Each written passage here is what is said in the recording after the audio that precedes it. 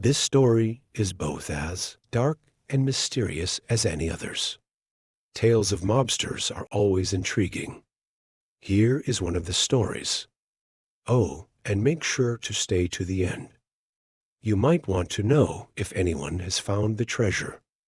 Did you know that the infamous gangster, Dutch Schultz, supposedly buried a treasure worth over $7 million? That's right. This hidden stash has baffled treasure hunters and historians alike for decades.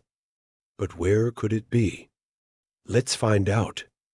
Today, we're diving into the intriguing life of Dutch Schultz, a notorious gangster from the Prohibition era. Schultz wasn't just any criminal. He was a major player in the underworld, tangled up in bootlegging, gambling, and even the murder of rival gangsters. But what makes him even more fascinating is the treasure he left behind, which has become a legendary tale in New York City's history.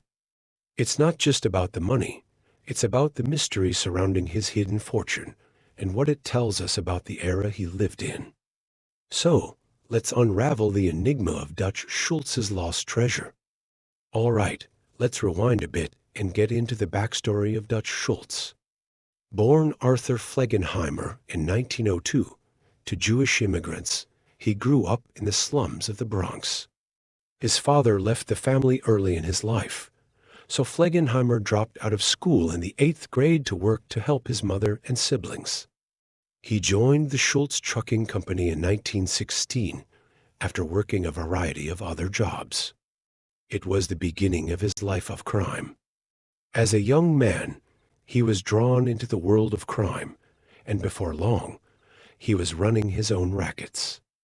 Schultz made a name for himself during the Prohibition, running illegal hooch and expanding his empire into various illegal activities.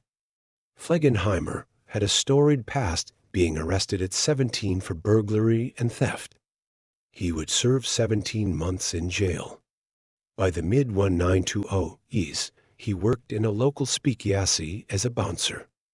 He would form a gang with club owner Joey No. They would then open other speakeasies around the city, along with forcing other bars to buy from them. They even kidnapped and tortured a bar owner for refusing to do business with them. This seemed to quash any qualms others had to buying from them. Having taken over the Bronx, they set their sights on Manhattan. However, this caught the ire of Legs Diamond. Diamond ordered a hit on No, who was shot in October of 1928. No would survive, but died soon afterward. In response, Schultz ordered the murder of Arnold Rothstein, a friend of Diamond's who was the head of the Jewish mob. By the 1930s, he was one of the most feared gangsters, raking in millions. However, his rise to power came with its downsides. In 1931, of Schultz's crew broke off and started his own gang. A bloody gang war ensued, during which a crew member was killed. Just 2 years later, Legs Diamond was killed with rumors of Schultz ordering the hit. The federal government finally took interest as Schultz had expanded his operations into gambling and extortion. He was indicted in 1933 for 2 counts of tax evasion. But he tried to hide from the government before agreeing to surrender himself toward the end of the year. Perhaps because of his reputation, his first case ended with a hung jury. In the second, he was found not guilty. But his legal troubles weren't over. Thomas E. Dewey, New York's special prosecutor, went after him for racketeering. Schultz had staggering legal bills to the point where he funneled money from his operations to pay for them. Eventually, he backed off. His crew was not happy with this decision. Schultz wanted to get rid of the prosecutor, but a confederation of several crime organizations, the National Crime Syndicate, refused to sanction the murder, afraid of a massive response by the government that would endanger them all.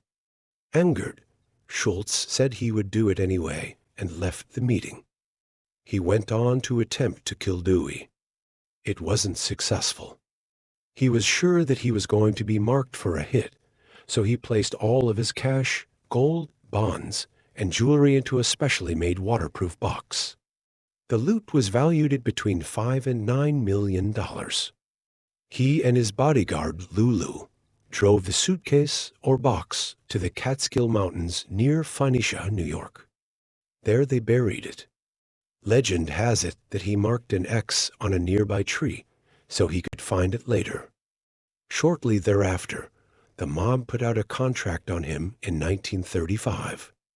On October 23, 1935, Schultz was at a restaurant with 3 associates in Newark, New Jersey, when 2 men entered and opened fire on them. All 4 men were struck by bullets, but didn't pass away immediately. However, each did within the next 2 days. Schultz rambled on about the hidden loot before succumbing to his wounds. Now, let's get into the juicy details of the treasure hunt itself. After Schultz was gone, whispers of his hidden treasure started to spread. Loot was valued at between $5 and $9 million. He and his bodyguard, Lulu, drove the suitcase or box possibly to the Catskill Mountains near Phoenicia, New York, and near a rock formation known as Devil's Face on the stony Clove Creek. There they buried it. Legend has it that he marked an X on a nearby tree so he could find it later. However, others believe it was buried somewhere along the Hudson River. The story really gained traction when a mobster named Jimmy the Greek Vulgaris, claimed he knew its location, but was never able to recover it. Over the years, various treasure seekers have tried to crack the code, including amateur historians, professional treasure hunters, and even people just looking to cash in on the legend. One interesting figure in this saga is a man named Larry R., who spent years researching Schultz's life.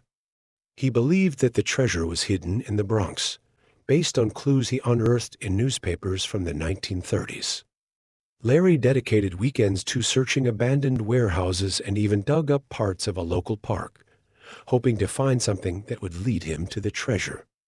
Then there's the infamous 2007 excavation attempt, led by a group of self-proclaimed treasure hunters.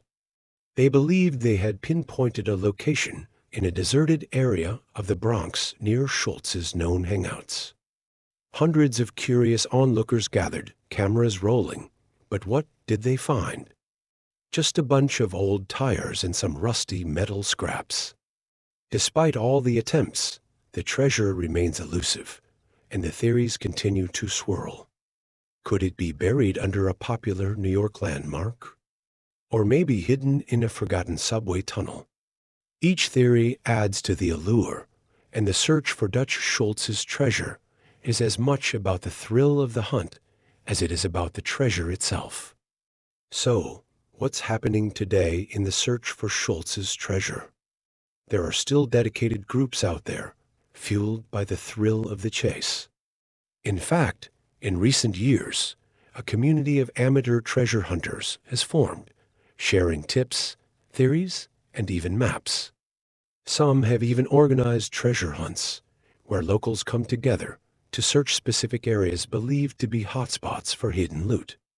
In 2021, a group of amateur historians claimed to have made a significant find near a known Schultz hangout, uncovering an old safe that had been buried. While it turned out to be empty, it reignited interest in Schultz's story and the ongoing search for his treasure. The city itself has embraced this urban legend, with guided tours that highlight Dutch Schultz's influence and where he might have hidden his riches. It's clear that Dutch Schultz's lost treasure isn't just a story about money. It's woven into the very fabric of New York City's history. The allure of hidden treasure continues to fascinate not just treasure hunters, but anyone who loves a good mystery. Maybe one day, someone will finally uncover the truth behind Dutch Schultz's treasure, and we'll get to see if the legend is real. So, what do you think? Do you believe the treasure is still out there, waiting to be discovered? Or is it just a myth that adds to the allure of Dutch Schultz? Let us know your thoughts in the comments below. Don't forget to like and subscribe for more intriguing stories. And if you're curious about more mysteries, check out our related videos. Thanks for watching.